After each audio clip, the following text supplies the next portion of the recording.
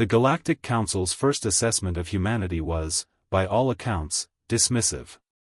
Dr. Zenthal, the Council's chief xenobiologist, had personally examined the preliminary data on Earth's newest sapient species. His report, archived in the central database for posterity, contained phrases like alarmingly fragile, inefficient design, and unlikely to survive first contact with spacefaring civilizations. The humans had no natural armor plating like the Kreshtar. No toxic blood like the Velkari. No regenerative capabilities like the Thrixian. Their bones broke under pressure that other species considered routine. Their skin tore easily. They required constant hydration, regular sustenance, and specific atmospheric conditions to survive. By every measurable standard, they were the most vulnerable intelligent species the Council had ever encountered. They won't last a decade in the galactic community, Zenthal had concluded.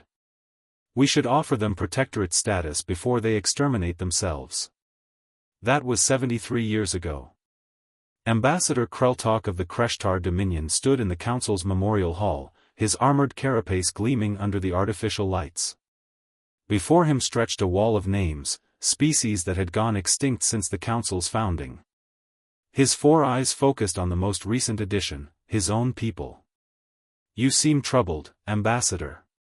Kreltok turned to find Commander Elena Vasquez of the Terran Defense Force standing beside him. She wore the simple gray uniform of Earth's military, no armor, no visible weapons. Just soft flesh and brittle bones wrapped in synthetic fabric. Your people did this, Kreltok said, his translator rendering his chittering into flat standard. The Kreshtar Dominion endured for 10,000 years. We survived the Velkari Plague, the Thrixian Wars, the collapse of the Second Council. Then humanity arrived, and within 3 generations, my species is reduced to 4 colony worlds and museum exhibits. Vasquez's expression didn't change. Your people attacked our colony on Kepler 442b. Killed 8,000 civilians. Did you expect us to send a formal complaint? We expected you to negotiate. To follow Council protocol. Kreltok's voice rose, his translator struggling with the emotional modulation. Instead, you declared total war. Your fleets appeared in our home system before we could even mobilize a defense. You bypassed our planetary shields using tactics the Council had never conceived. We adapted, Vasquez interrupted quietly. It's what we do. She gestured to the memorial wall. Every species here made the same mistake, Ambassador. They saw our fragility and assumed it made us weak. They didn't understand that fragility teaches lessons armor never can. Kreltok's mandibles clicked in confusion. Explain. Vasquez walked along the wall, her fingers trailing near the engraved names. The Velkari had toxic blood that killed most predators. So they never learned to fear being bitten. When they encountered the shriek parasite, they had no instinct to avoid infection. Extinct within 20 years. She moved to another section. The Thrixian could regenerate from almost any injury. Magnificent ability. Made them fearless in combat. But fearlessness isn't courage, it's just ignorance of consequences. When they faced an enemy that could vaporize them completely, they had no concept of strategic retreat. Their entire military command died in the first engagement. And humans? Kreltok asked, though he suspected he knew the answer. We break easily, Vasquez said simply. A fall can shatter our bones. A virus can kill us. Dehydration, starvation, temperature extremes, hundreds of things can end a human life. So we learn to be careful. We learn to plan. We learn to create tools, weapons, armor, medicine, tactics. We learn to think. 3 moves ahead because we can't afford to take the first hit. She turned to face him directly. Your people attacked Kepler 442b because you assumed we'd negotiate. You thought our fragility meant we'd fear conflict. But Ambassador, we've been dying since the moment we evolved. Every human who ever lived has known, absolutely known, that they're mortal. That knowledge doesn't make us weak, it makes us dangerous. Kreltalk's armor suddenly felt less like protection and more like a cage.